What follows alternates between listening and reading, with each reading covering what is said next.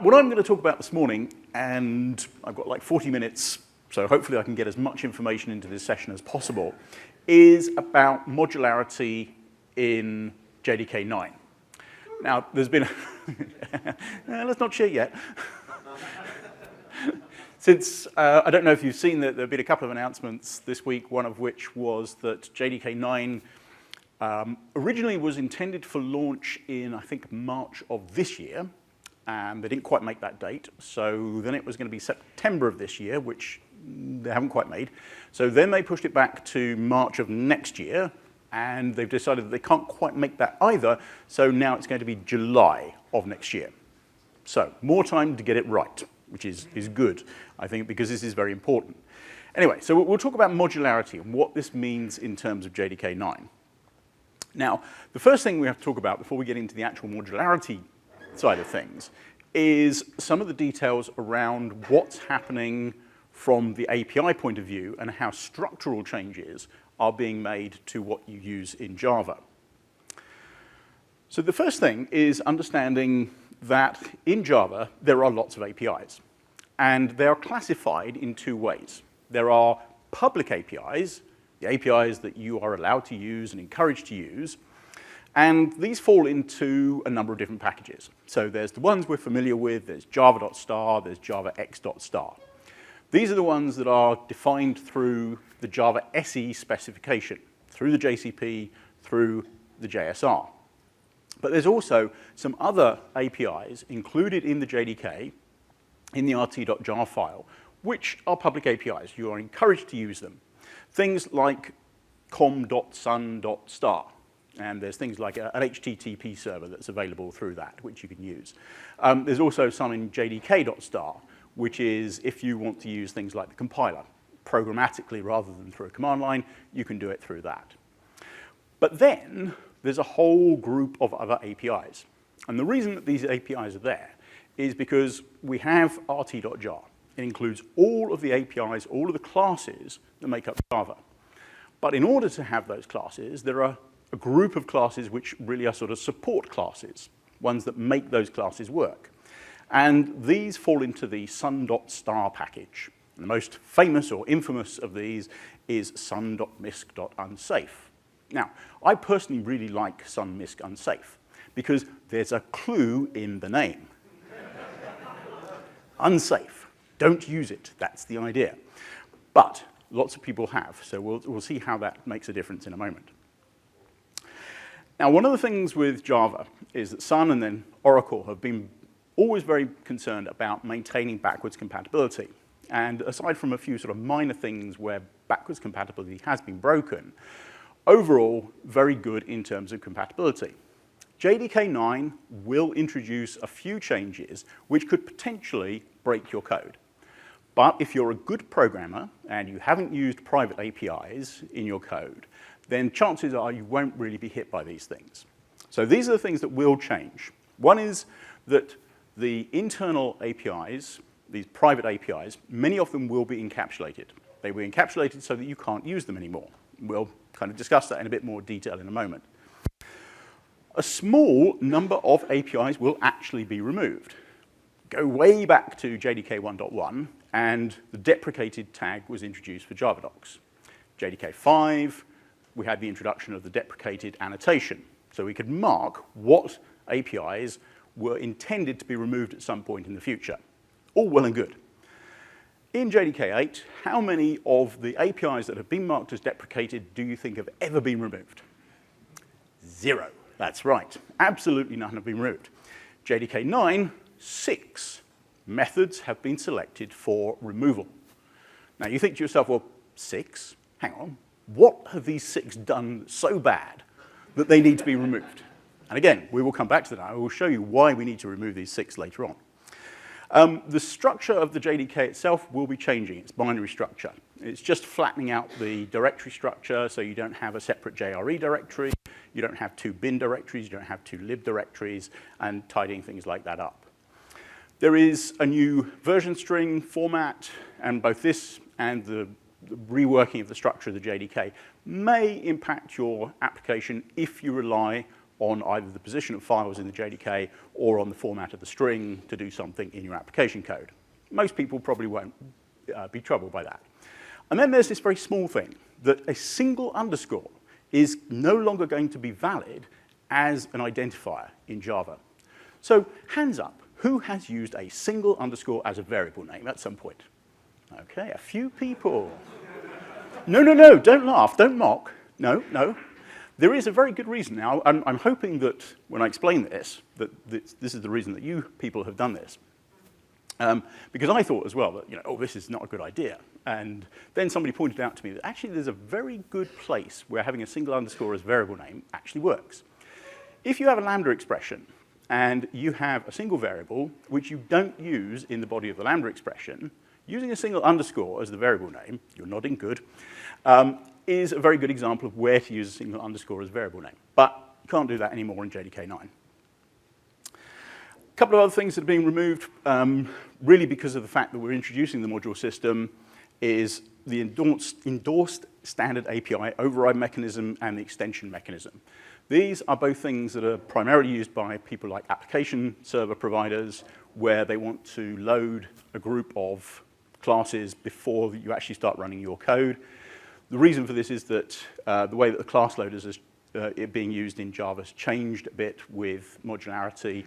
Unfortunately, I'm not going to have time to talk about that in detail, but this is just a consequence of that. So when it comes to the internal APIs, we can further subdivide these. So we've got public and private APIs. We've also got the idea of splitting the private APIs into two groups. There's what's called non-critical, where we've got a set of APIs which are really no use outside of the JDK. They're so kind of specific to the JDK that nobody actually needs to use them outside of it. And then there's a group where they're really just used for convenience because there isn't a public API available. Good example of that was prior to JDK 8, there was no UUDecode or UUencode API public.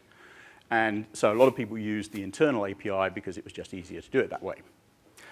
Critical APIs are ones where the functionality provided by those APIs would be either extremely difficult or just downright impossible to replicate outside of the JDK. Sun, Misc, and Safe is a very good example of that because it kind of delves down into memory, and with Java, you can't write that API unless you're in the JDK. Originally, for JDK 9, the plan was to just take all of these APIs and encapsulate them. So you would no longer have access to any of the private APIs inside of the JDK. A lot of people got upset by that idea. And they said, well, hang on, we know we're not supposed to have used these APIs, but we have. If you take them away from us, it's going to break our code, and we're not going to find any easy way of solving the problems of fixing these APIs. So Oracle decided that they wouldn't quite go as far as that, and they would come to a sort of compromise. The compromise is JEP 260, JDK Enhancement Proposal 260. What that says is going to happen in JDK 9 is that all the non-critical JDK internal APIs will be encapsulated. So these are the ones we just don't really care about. Then they're going to encapsulate all the critical APIs for which there is a publicly available alternative. Okay, you're going to have to change your code if you've used those APIs, but there is a way of doing it so you can migrate to JDK 9 in a reasonable kind of way. What they're not going to do is encapsulate all of the other ones, so all of the critical APIs which are being used by people like Sun, Misc, and Safe. These will be deprecated, so you're being warned that in a future release, JDK 10, maybe later, they will go away. But the idea, again, is to provide a public API, supported API, that will allow you to replace those things and be able to maintain your code in that way. If you want to know what your code is doing, there is a nice little tool called JDEPs. JDEPs will run on a jar file. It will look at all the APIs that are being used and give you a report of what packages you're using. That way, you can look at your code and you can go, oh, yep, I haven't used any internal APIs, so I'm good with this code. Always a very good idea to run this not just on your code, but any jar files that you got from somebody else. Because even though you may not have used these APIs, somebody else might have done. So you can find out exactly what's going on, and you can see whether you need to make any changes in terms of your code. So having talked about that, let's start looking at the module system as defined by Jigsaw. So the first thing is, what were the goals for Project Jigsaw? And really, the primary goal is to make Java SE more scalable and more flexible. If you go back to the beginning of Java, JDK 1.0, quick show of hands, anybody use JDK 1.0? Okay, reasonable number. There were about 200 classes in the standard class library. And I remember when I started using Java at that time, thinking to myself, this is good, 200 classes, I can keep those all in my head, so I can actually remember all of the classes. Time goes on, and we get to JDK 8, and there's a bit over 4,000 classes in the standard class libraries now. Clearly, for myself, I can't keep 4,000 classes in my head, so I do refer to the documentation a lot.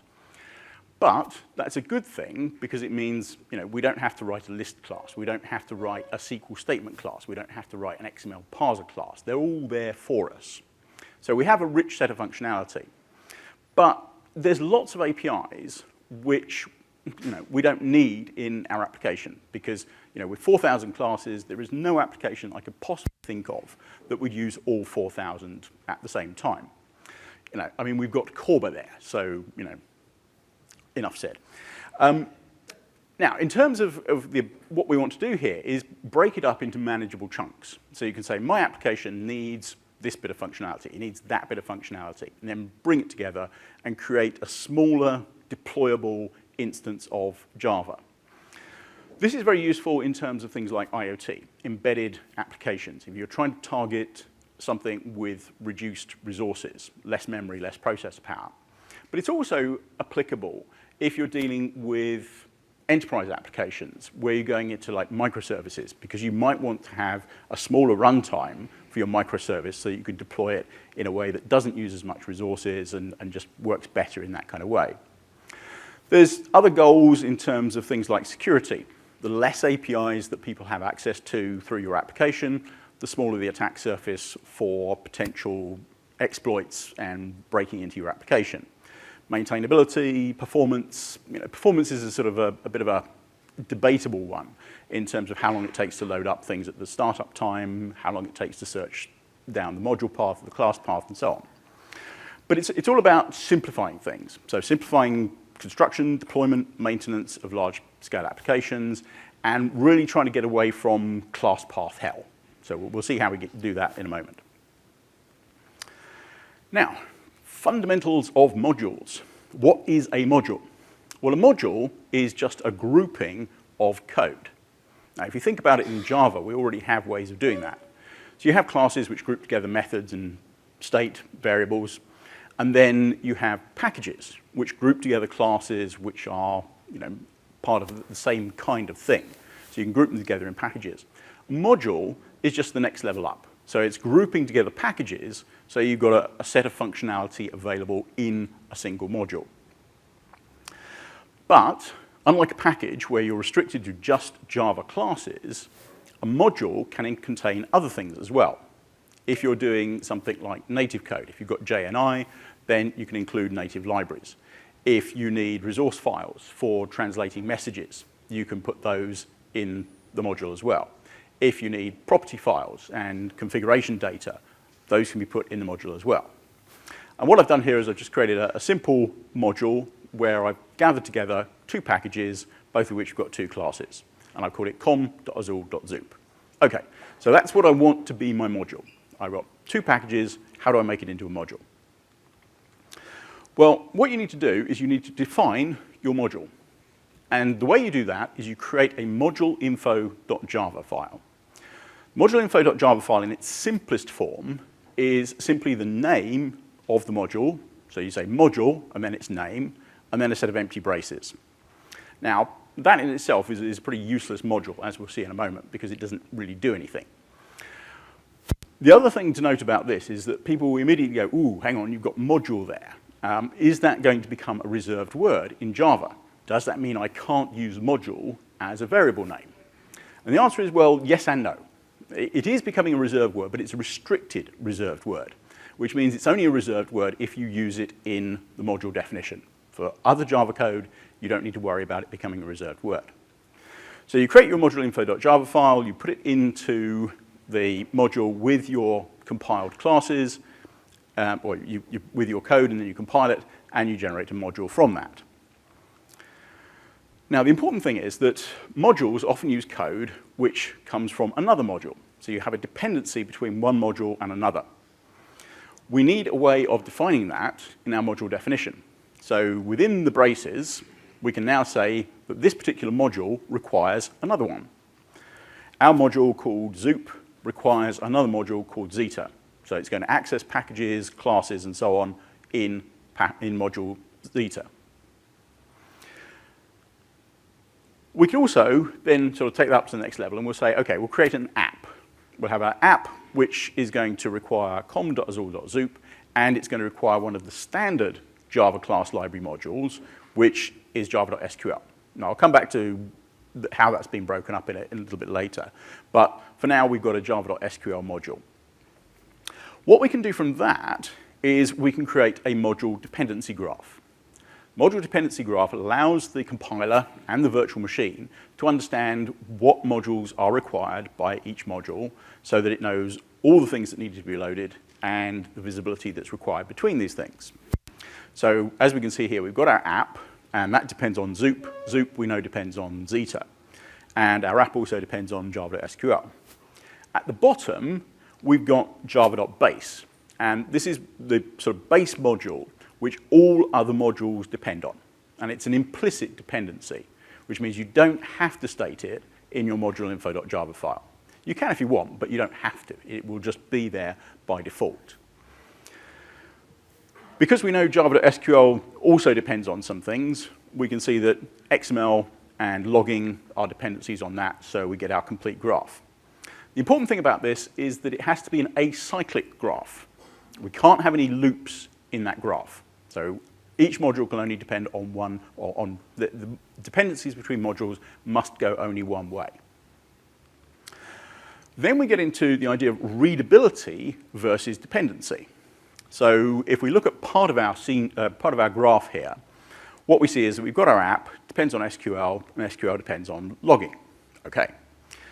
We might have a piece of code like this, where we say, okay, we get our JDBC driver, and then from that driver, we can get a reference to a logger, and then we log a message.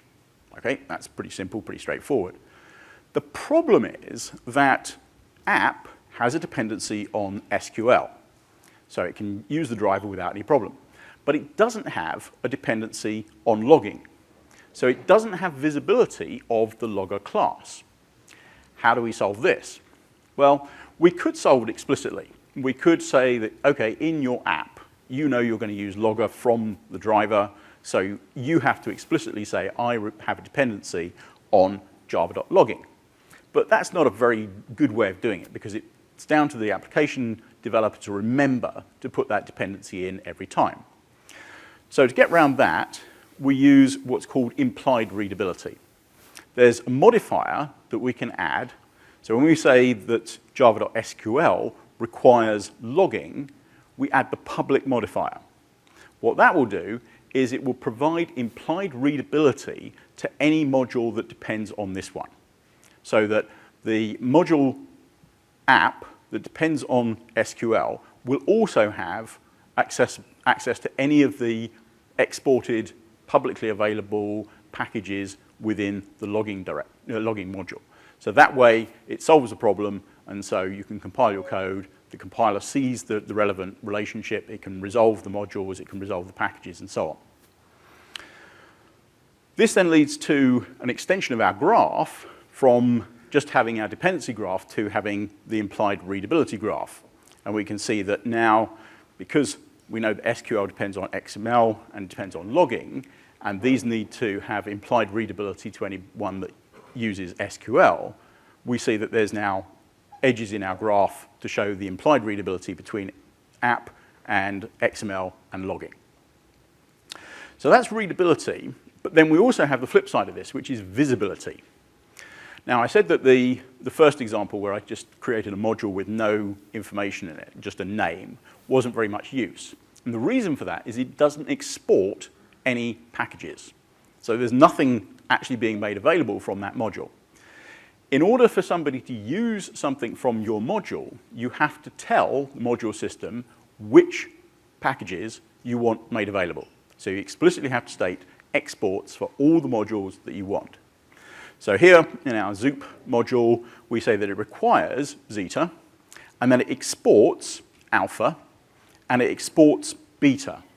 And we can qualify that by saying that in the case of beta, we only want it visible to a certain other module. So in this case, we're going to say that it's only visible to the app module. If somebody else came along and used this module, they wouldn't have access to the packages in beta because it wasn't being exported to those modules. It's only app that can access it. In the case of alpha, it doesn't have a qualifier, so anything in alpha can be used by anything that has a dependency on the Zoop package. Now, this is where things start to get sort of more interesting because one of the things that you have to do is you have to say explicitly which packages you want to export. And you could have a lot of packages. So you think to yourself, okay, so I've got to put an export line for every package. Yes, you do. Now, there's a big discussion about this because there's this magic in computer science called a wildcard. And so you think to yourself, well, okay, why don't I just have a wildcard and I can just add all the packages in this particular thing? No, can't do that because they don't like wildcards. And they say that there's reasons for not doing this. So you can't use a wildcard, you have to explicitly state each one on a separate line. Now what this leads to is the idea of accessibility. So accessibility now is the way that we determine whether we can actually use a package from another module. This is a sort of two-way thing that needs to be defined. So firstly, in order for this package to be visible, you have to have it exported by the containing module. So that module either has to do it implicitly to all modules, or it has to do it explicitly to the module that you're using. So you either just leave it as exports that particular package, or you have to say to the one that you want it to. And then the other flip side of that is that the module that you're defining has to specify a requirement on that module. So it has to be exported, and you have to define that dependency. Once you've got both of those, then you have visibility of that package. And again, as a little sort of side point on this, a lot of people sort of start thinking, okay, well, so how does that work with reflection? Because obviously a reflection allows you to bypass some of the standard sort of restrictions that you have in Java code. And the answer is that this encapsulation is hard encapsulation. So you cannot bypass it with reflection. You simply can't get around this with reflection. And so this is something that's actually come up this week because a lot of people were saying, well, we like reflection, and for certain situations, we need a way of being able to use reflection to get at things, in a particular way. So the proposal earlier this week was that there's going to be a new modifier in terms of the module. So now we're going to have the idea of a weak module. That will allow you to say, okay, a weak module doesn't fully encapsulate things to the extent that you can bypass the encapsulation using reflection. This is still something that's being discussed, so it's a work in progress. We'll wait and see what that actually kind of comes up with. I did actually tweet about this when I saw this, and I said, what's next? Phantom modules and soft modules. And Mark Reinhold actually replied to my tweet, but it was quite interesting to see that. Now, what this actually means is that there is a change in the way the Java language works. And this is, to me, is one of the sort of biggest things from the point of view of modularity in JDK 9. In Java as we know it, there is this sort of hierarchy of accessibility. So as we know, public means accessible to everybody. Protected, subclasses. Package is only classes in the same package, and private only within that class. That changes a bit in JDK 9 because public now doesn't really mean public. You see, because you've got the modules and you've got the encapsulation and enforcement of that, you've got the idea of public to everyone, you've got the idea of public but only to specific modules, and you've got public only within a module. So it depends on how you define a particular package being exported from your module. If you export it, everybody can use it. If you export it only to certain packages, only certain modules, only those modules can use it. And if you don't export it, it can only be used within the module itself. So now, public doesn't necessarily equal accessible, not in the same way that it did before. So it is a bit of a fundamental change when it comes to what we think about from accessibility in Java. So this now leads us on to how do we take the JDK and break it up into modules. This has proved to be very tricky. Now, bear with me. Yeah, so this eye chart graph here is a graph of JDK 8. And what it does is it looks at sort of packages within JDK 8. Don't worry about actually trying to read it. It's just there to show that there's lots of lines, lots of edges in the graph, and lots of nodes. But the problem is that obviously Java has evolved over time. So we started off with 200 class libraries, gradually added more and more things to that. And as people have added class libraries, what they've done is they've said, oh, okay, well, we can use anything that's in the class libraries to implement this new library. And that makes sense. But it has led to some rather interesting and unnecessary links between different parts of the system. And I'll give you a demonstration of that, because if you sort of drill into a bit more detail, you probably still can't see this beyond about 3 lines back. Don't worry about it. In there is a Java WS module, or package, I should say, Java WS package, which is web services. And that has a dependency on the beans package. So you think to yourself, okay, well, that kind of makes sense. Okay, somebody's written Java WS, and they've used beans in there, so that's a reasonable thing to do. If we look at another part of the graph, what we find is that there's beans on the right there, and there's desktop. And desktop is sort of like AWT, and you'll see that there's a dependency between desktop and beans. So you think, okay, yep, again, that kind of makes sense. You know, desktop, they've used beans, that makes sense, right, good. But there's also a graph line between beans and desktop. So there's a dependency between beans and desktop. And then you start thinking, ooh, why? Why does beans depend on desktop? And then you have to start digging into the source code and looking at what actually goes on. And it turns out that in the beans sort of API, there is a bean descriptor.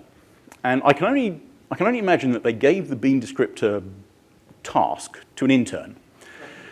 Because what they did was they said, okay, well, yeah, we'll have a bean descriptor. Bean descriptor will have a name, it will have certain other information, it will have a description, all these sort of good things.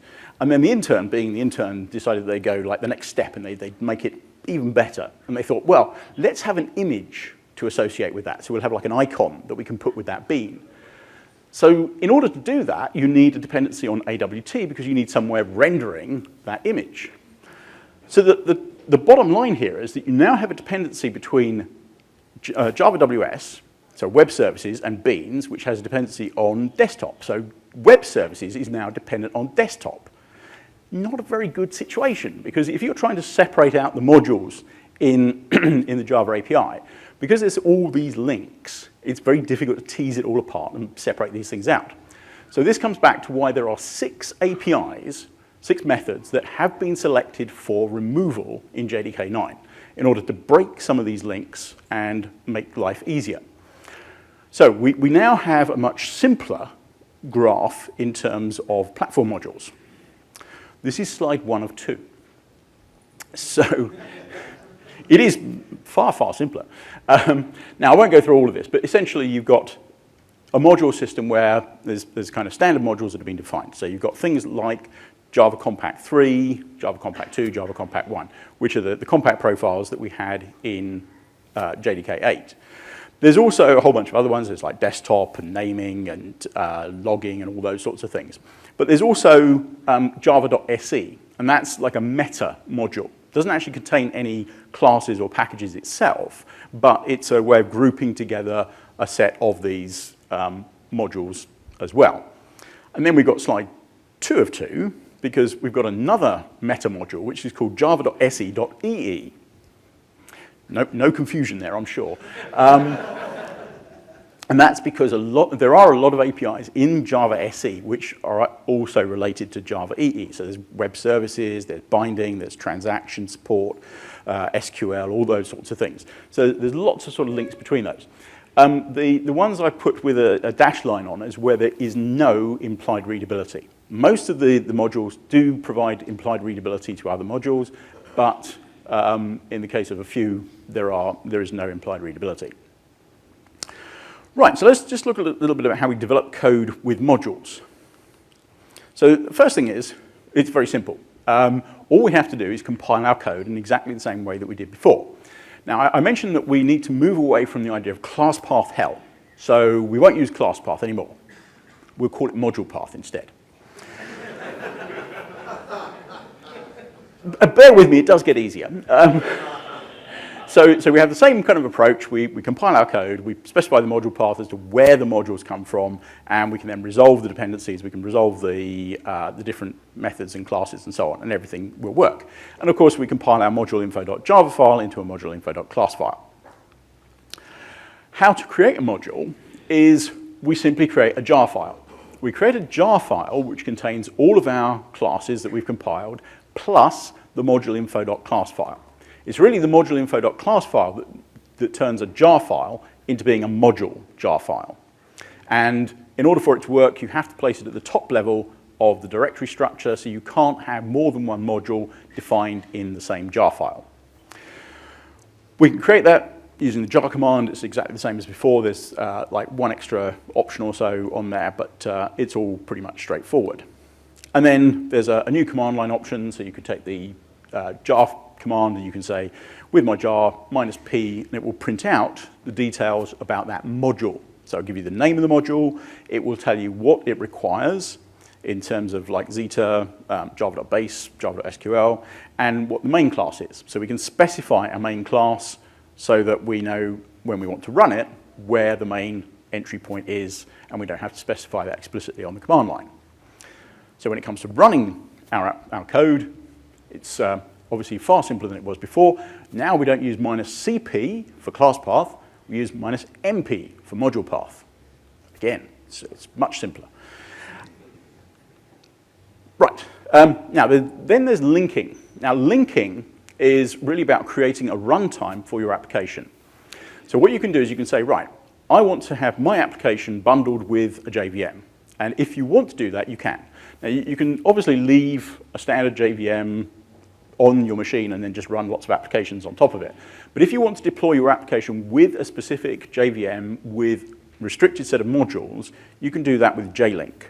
So you can say, okay, JLink, specify the module path where the module is coming from, which module you want to add. In this case, we're just adding java.base, so it's not going to do anything. And then output to a specific place where you want the image to be created. And then if you run the Java command in that image that's been created, what you'll see, and do -list mods, what you'll see is just java.base. If we do this for our application that we saw before, what we do is we say, in this case, that the module we want to create the runtime for is com.azul.app. We don't have to specify all the other bits because the dependencies, remember, are all encoded into the module-info.java.class files. And now what we'll see is, if we do the list mods, we'll see that we've got java.base, java.logging, SQL, XML, app, soup, Zeta. All the things that we need are there. The observant amongst you will also notice that there's this extra bit of information there, at 9.0, at 1.0. And you will be getting excited. You'll be thinking, oh, look, we've got versioning. No. Do not get excited about this, because the version number there is simply for information purposes only. And I actually quote from the document which has been written called The State of the Module System, and it says, it is not a goal of the module system to solve the version selection problem. And just recently, they've even, yes, it's like shaking his head, they've actually even gone further than that, because they've now taken it, so we're not just going to ignore versioning, we're going to actually remove it. Now, what does that mean? So there's a proposal which says, well, we don't want people kind of sneaking in versioning, so we don't want people to say, right, we'll put a version number in the name of the jar file, for the name of the module. So you'll have, foo-1.0, foo-1.1, and so on. Aha. The module system will then look at that and go, oh, look, they put a number at the end. Let's strip that off. Again, it's still up for debate. We'll see whether that actually comes up to, whether it really comes to fruition. Anyway, so let's just talk briefly about application migration since I'm running out of time. This is your typical application in JDK 8. So you've got the JDK at the bottom, you've got your application jar files at the top, and then you've got a bunch of jar files in the middle, which are your third-party frameworks and so on. In terms of how that looks at the moment, what you've really got is the class path. So everything that's a jar file has to go on the class path, and the JVM uses that to resolve the things that it needs in terms of classes and methods and so on. Now, if we then move to JDK 9, we have our JVM, JDK broken up into modules. So we've got modules at the bottom now, but we've still got all these jar files above it. And what we don't want is a situation where we've got to change all of our jar files into being modules straight away. So we need a way of running existing code without having to do any recompilation, rebuilding, or anything like that. And the answer to that is what's called the unnamed module. Essentially, everything that's on the class path becomes one module, the unnamed module. And that way you can have the unnamed module depending on all the modules in the JDK, and everything can get resolved from the module perspective. That way, when you run your code on JDK 9, you don't have to make anything different. You can still use Classpath, you can still use all your jar files, and everything will run without any backward compatibility issues. So that is good. If we simplify that a little bit, so let's just use a sample application that's got 2 jar files for the application, and it's got 3 jar files for like third-party bits. What's going to go on there? Okay, so typically, this is where we get into class path hell, because we have to specify all the elements that go on the class path, and we say, okay, it's my app, my lib, this jar, that jar, so on.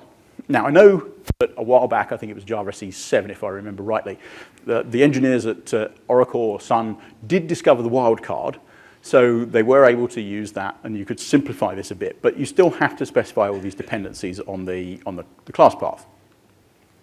So let's say we're going to move our application forward, and we're going to make our code into modules. So now the top part, we've got my app, my lib, are going to be modules, because we've got the module-info.java file in there. But we've still got these 3 in the middle that are jar files. Now, that's a problem, because if I define the dependencies for my application, I need some way of specifying dependencies on these jar files. And one of the restrictions is I can't specify dependency on the unnamed module. So this is getting a bit more complicated. Right. Well, what I really need is modules everywhere.